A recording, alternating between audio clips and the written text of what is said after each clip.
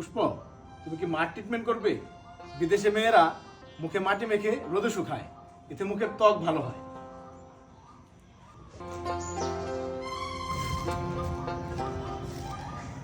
পুষ্প, তুই ভাই কিছু বলবেন? তুমি ঠিক আছো?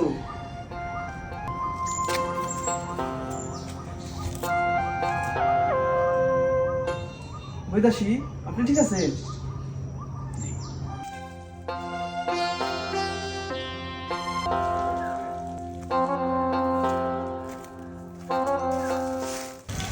কিছুই তো দেখলাম না। কিছুই দেখেন নাই? দূর যাতা কারে কি দেখাই?